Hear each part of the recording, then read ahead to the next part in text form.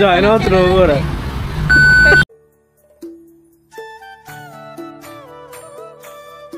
Hello, నేను మీ ఆంధ్రవాలి. వాడపల్లిలో దర్శనమయ్యాక ఇంకొక 5 kilometres distance లో ఉన్న ర్యాలీ అనే ఊరికి వచ్చాము. ఇక్కడ మేం వెళ్ళిన టెంపుల్ శ్రీ జగన్మోహిని కేశవ స్వామి టెంపుల్. ఇది చాలా చాలా యూనిక్ టెంపుల్ అనే చెప్పాలి. దీనికి 3 మెయిన్ స్పెషాలిటీస్ ఉన్నాయి. ఫస్ట్ వన్, ఈ టెంపుల్లో ఉన్న విష్ణుమూర్తి అర్ధనారి రూపుడై ఉన్నారు. అంటే ఫ్రంట్ మనకి కనిపించే భాగము విష్ణుమూర్తి అయితే వెనక మోహినిగా వెలిశారు. నెక్స్ట్ స్పెషాలిటీ ఏంటంటే అందరినీ గర్భగుడిలోకి పిలిచి పద్మిని జాతి పుట్టుమచ్చతో సహా క్లియర్ గా ఆ విగ్రహానికి ముందు వెనుక కూడా మనకి చూపిస్తారు. ఈ టెంపుల్ కి మెయిన్ వచ్చే డివోటీస్ జాబ్ ట్రాన్స్ఫర్స్ కోసం వస్తారంట. ఇక్కడ 5 బుధవారాలు 5 ప్రదక్షిణలు మొక్కుకోగానే వాళ్ళు అనుకున్న ట్రాన్స్ఫర్ అవుతుందంట కూడా.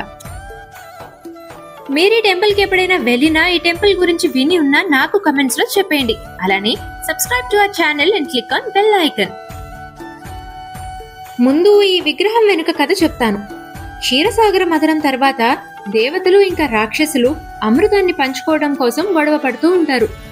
దీన్ని చూసిన శ్రీ మహావిష్ణువు మోహిని అవతారంలో వచ్చి ఇద్దరిని మోసగించి అమృతాన్ని సమంగా పంచుతానని మాట ఇస్తారు.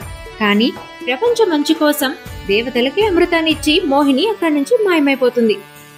మోహిని అందాన్ని చూసి శివుడు కూడా ఆకర్షితుడై పార్వతీదేవి ఎదురుగానే ఆమెను వెంటాడారు.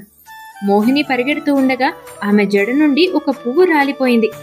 ఆ పువ్వును శివుడు వాసన చూస్తే మోహిని రూపంలో శ్రీ మహావిష్ణువు ఉన్నారని అర్థమైంది. అప్పుడు తన ప్రవర్తనకి తానే ఆశ్చర్యపడి సిగ్గుపడ్డారు. ఇలా జగన్మోహిని తల నుంచి పువ్వు ఆ ప్రదేశంలో రాలటం వలన రాలి అన్న పేరు ఆ ఊరికొచ్చింది. విష్ణువు ఇక్కడ జగన్మోహిని కేశవ స్వామిగా, శివుడు ఉమాకమండలేశ్వరునిగా ఇక్కడ అవతరించారు. ఈ జగన్మోహిని కేశవ స్వామి విగ్రహం ఒకే ఒక నల్లని సాలగ్రామ శిలతో 5 అడుగుల పొడవు 3 అడుగుల వెడల్పుతో ఉంటుంది. దర్శనానికి వెళ్ళిన ప్రతి ఒక్కరిని గర్భగుడిలోకి పిలిచి ఏమీ ముట్టుకోవద్దు అని చెప్పేస్తారు. ముందుగా స్వామి పాదాల నుంచి వస్తున్న గంగను చూపిస్తారు. ఆ నీటినే మనకి తీర్థంగా ఇస్తారు. అలానే దీపం వెలుగులో మనకి శంఖ చక్ర గదా పద్మములను చూపిస్తారు. ఆ తర్వాత వెనకాలన్న మోహిని అవతారం వైపు కూడా తీసుకువెళ్లి జుట్టుముడి, చీరకట్టు, పద్మిని జాతి స్త్రీ పుట్టుమచ్చ అన్నిటినీ చూపిస్తారు. ఇలాంటి విగ్రహం ప్రపంచంలో ఇదొక్కటేనంట. అందరూ తప్పకుండా ఒక్కసారైనా దర్శించుకోవాల్సిన ప్రదేశం ఇది. గుళ్ళో దర్శనం అయిపోయాక మళ్ళీ ఇలా ప్రకృతి అందాలను ఆస్వాదించుకుంటూ ఆత్రేయపురంలో ఒక 2 షాప్స్ దగ్గర ఆగాము. ఈ షాప్ లో మనకి డ్రై ఫ్రూట్స్, నట్స్, బెల్లం పొడి, కాజు పౌడర్, ఇలా పూతరేకులు చేసుకునే రా మెటీరియల్ అంతా దొరుకుతుంది. అది అయిపోయాక నెక్స్ట్ ఈ వీరభద్ర పూతరేకుల దగ్గర ఆగాము. చాలా బాగా చేస్తున్నారు వీళ్ళు. వెళ్ళగానే ఫస్ట్ టేస్ట్ చేయమని ఇచ్చారు. చాలా టేస్టీగా ఉన్నాయి. సో మాకు కావాల్సిన ఆర్డర్ అంతా చెప్పేశాము.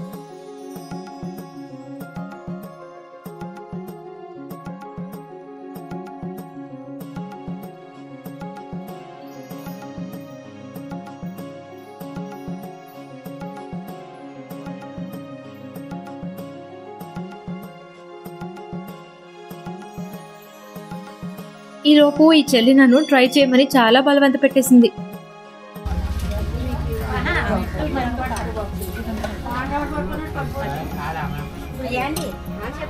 ఎంతమ్మా పూతరేకు?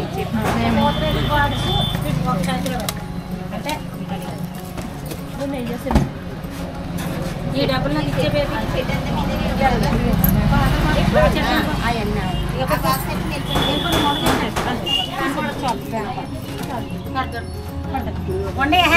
నీకేం అలాగమంటుంది.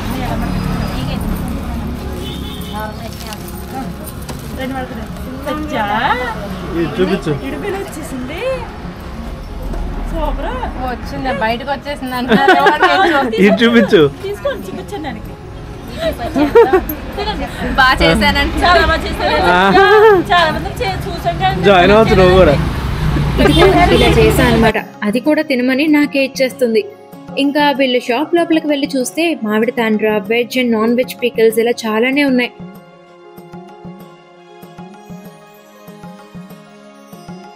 వాళ్ళు నాకు ఇచ్చిన కార్డ్ ఇది. ఇంకా డిస్క్రిప్షన్ లో కూడా వీళ్ళ షాప్ డీటెయిల్స్ అన్ని ఇచ్చేస్తాను. కాల్ చేసి ఆర్డర్ చేసినా మనకి పంపిస్తారంట. ఎవరికైనా కావాలంటే కాంటాక్ట్ అవ్వండి. టేస్ట్ అయితే చాలా బాగున్నాయి.